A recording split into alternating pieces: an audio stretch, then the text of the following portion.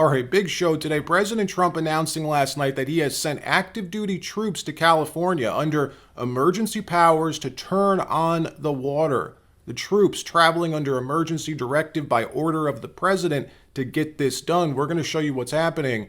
Also, what's going on in the Senate? Reports coming in that the confirmation vote for Tulsi Gabbard, Trump's D&I nominee, will now take place in private, possibly behind closed doors, anonymously. What?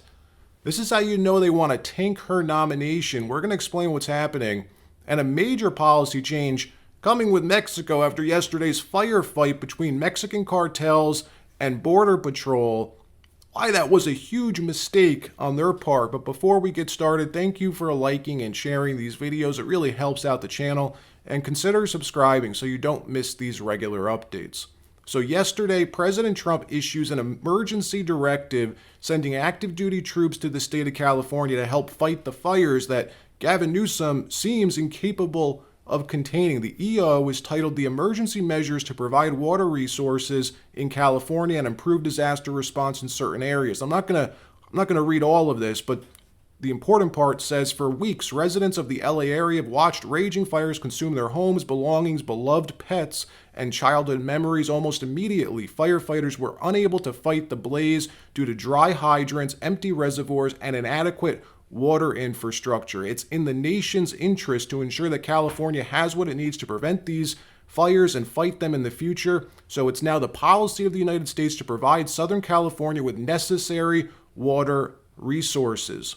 Trump then following up on Truth Social last night, posting this: "The United States military just entered the great state of California and under emergency powers turned on the water flowing abundantly from the Pacific Northwest and beyond. The days of putting a fake environmental argument over the people are over." I'll show you the response from Gavin Newsom in a minute. We've been reporting on this coming battle between the Trump administration and the state of California for months now. Trump has his eye on California. He wants to solve these decades-old problems, one of them being the wildfire problem. And yes, it's true, California is prone to wildfire, especially over the last 70 years since they dammed almost every single river in the state. If the water was allowed to flow naturally, it raises the humidity. At the moment, the state's a tinderbox, dry as a bone, but it doesn't have to be. SoCal was home to the largest freshwater lake west of the Mississippi. Do you know that? The San Joaquin Valley was lush, green, wet. There's supposed to be a massive lake there. It's only gone because California's policies diverted the water originally for agriculture purposes, but now for completely other reasons. I'm signing an executive order to open up the pumps and valves in the north. We want to get that water pouring down here as quickly as possible and let hundreds of millions of gallons of water flow down into Southern California, and that'll be a big benefit to you. If you don't want it, you're going to tell me, but I can't imagine it. I tell you who does like it is the fire department. When I said that, they were very happy with that. They didn't mind hearing that. But we have a lot of water that is available, and I hope you can work that out among yourselves. But I think this will show that we have to have that water.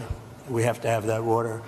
You're talking about unlimited water coming up from the Pacific Northwest, even coming up from parts of Canada. And it pours down naturally. It has for a million years. For a million years, it pours down. You'll never run out. You'll never have shortages, and you won't have things like this. And when you do, you'll have a lot of water to put it out. So I'm going to ask that you figure that out. But I really strongly recommended this 7 years ago, and I think I'm going to just do it. Last night, Newsom's California Department of Water Resources responded, denying that the military has entered the state, writing this on X: "The military did not enter California. The federal government restarted federal water pumps after they were offline for maintenance for 3 days. State water supplies in SoCal remain plentiful." Plentiful? If it was so plentiful, where was all the water for the last 3 weeks? It's all politics to these people. We'll keep you posted on this. There's a lot more coming between the Trump administration and the state of California. In another story, Trump's D&I nominee, Tulsi Gabbard, has her Senate hearing this week. She's scheduled to meet with the Senate Select Committee on Intelligence. The members of this committee specifically most of them anyways, do the bidding of the IC. In my mind, it's not a stretch to assume that they're told how to vote and they listen, at least some of them.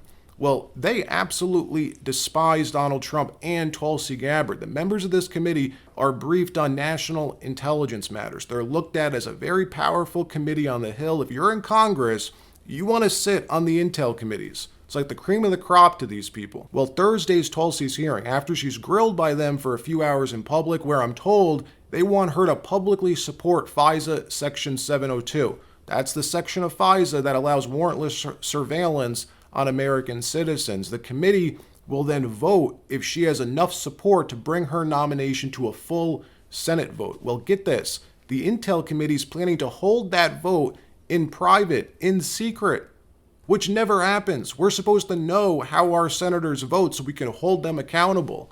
They want to hold this vote in secret because they're scared of the reaction. The last time they tried to vote no on one of Trump's nominees, on Hegseth, Pete Hegseth, they got reamed out on X. Huge numbers of Americans applied pressure on Joni Ernst, who was hinting she would vote no. Well, that worked. Pete Hegseth has been confirmed as SecDef.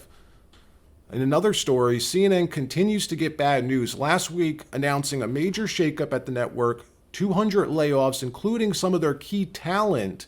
Within that shakeup was Jim Acosta, who after 18 years at the network was moved from his 10 a.m. slot to midnight. CNN moved Jim Acosta to midnight. Well, yesterday, the Times reported that Acosta is going to be leaving the network, quitting. Then this morning, on his last 10 a.m. Eastern broadcast, he made it final, announcing he is officially resigning from CNN. Good riddance and good night, Jim Acosta. Watch this. It is never a good time to bow down to a tyrant. I've always believed it's the job of the press to hold power to account. I've always tried to do that here at CNN. And I plan on doing all of that in the future. One final message. Don't give in to the lies. Don't give in to the fear. Hold on to the truth and to hope. Even if you have to get out your phone, record that message. I will not give in to the lies. I will not give in to the fear. Post it on your social media so people can hear from you too. I'll have more to say about my plans in the coming days, but until then, I want to thank all of you for tuning in. It has been an honor to be welcomed into your home for all these years. That's the news. Reporting from Washington, I'm Jim Acosta.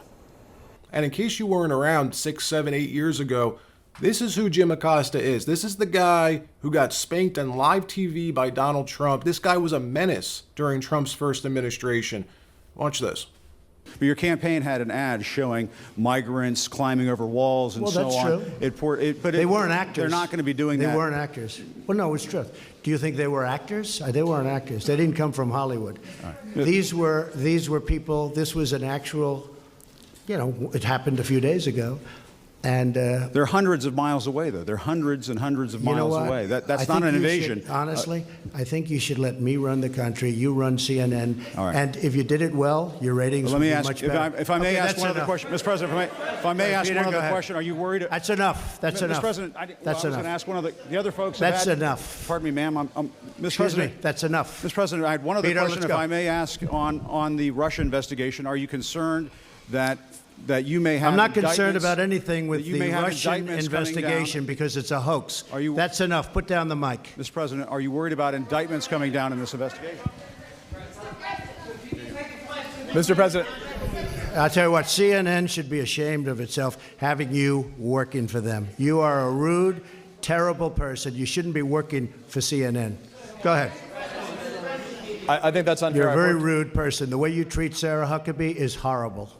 And the way you treat other people are horrible. In another story, chaos erupting at the southern border yesterday as Mexican cartels began firing at Border Patrol. A major firefight broke out. This comes just days after Trump deployed the U.S. military and designated cartels as foreign terror organizations. Yesterday, Texas DPS posted a video of the incident saying earlier today, Texas DPS responded to assist Border Patrol after agents received fire from cartel members in Mexico while patrolling in Front and Starr County. Where were the Marines? Where were the Marine snipers? That's what I want to know. We know Trump just deployed more than 10,000 U.S. troops to the border, 500 Marines. What we'll likely begin to see, and soon, is a major effort to dismantle and destroy the cartels for good. There's one reason that they designated them a foreign terror organization: to provide Donald Trump, the executive branch, the leeway that he needs to go after them on Mexican soil. It also opens a pathway to follow the money trail back to these Mexican banks who are likely washing cartel money and have been doing that for years. For the first time, they'll be able to actually sanction the Mexican banks. Let's see what happens. All I'd say is, if I was the cartels, I'd be thinking about changing my name, moving to Antarctica right about now. All right, that wraps up this episode. Like, subscribe. We'll see you next time.